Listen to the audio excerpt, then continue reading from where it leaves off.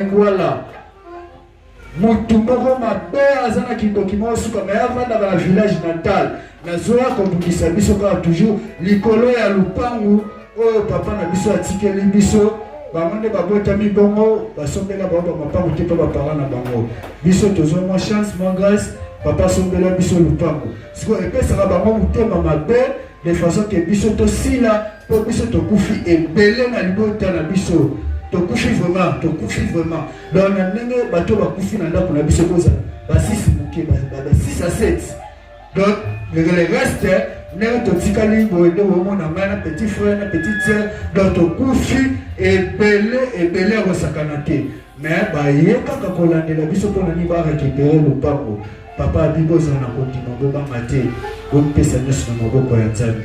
Donc eloko o papa asali to négligeaka papa te. Bamaloba oh papa zoloba tolandaka yango. Soki tozo négliger papa to mona église oh papa te. Donc si biso to kimela awa donc to bakete to kimela vraiment na maboko ya Nzambe ya solo. Papa ngoye azana nguye ya Nzambe ya solo. Kanta mboza musika na asala délivrance ala kisasa mtozo bika. Donc bando kiwana bastelemi bazobundisa.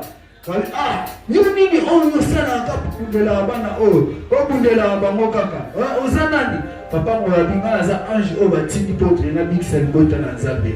Donc eloko ngana ekoloba na osenga no azar que church merci na osenga pe sunoko na biso noko adresse yene tude ala kisa biso nzela oyo ala kisa biso papa soki ala noko adresse tala kisa biso nzela ya papa biso mo pesa to ala na volonté ya kobi pesa na maboko ya Nzambe mele tozaki na miti oyo me tosila mele na mama oyo tapiso na ngana kunda malelo donc mele tosila maintenant papa adresse ala kisa biso nzela ya solo biso mo pe to comprendre et ça biso vraiment malamu eloko kanga na kiko sepela biso na bi ta mama kufila na bitungisa na Nzambe maman pesa témoignage d'église maman tatola monene na yo maman kota dana no azar que church akota na masuwa na yo en plus na masuwa na ndeto kota ya bongo mboka ana nyasa la kilo ga delige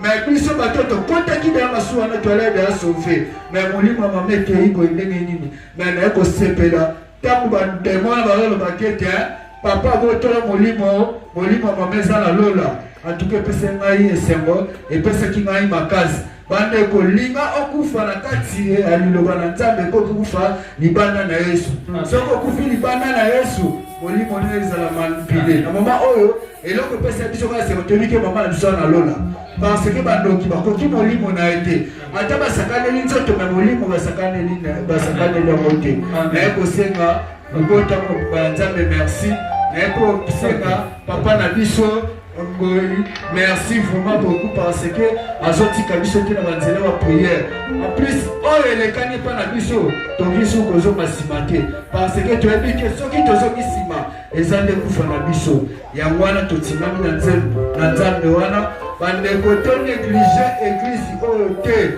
to négliger no Jacques church te ba o ba kozo masima etali bango Nzambe oyo asalela papa ngoya za Nzambe ya solo parce que azokundela mabota en tout cas témoignage ngana na pesa ya mwana po eza esengo na biso vraiment na biki na liwa pona Nzambe na likolo pe pona papa ngoya en tout cas vraiment merci bota na Nzambe abakisi biso ebele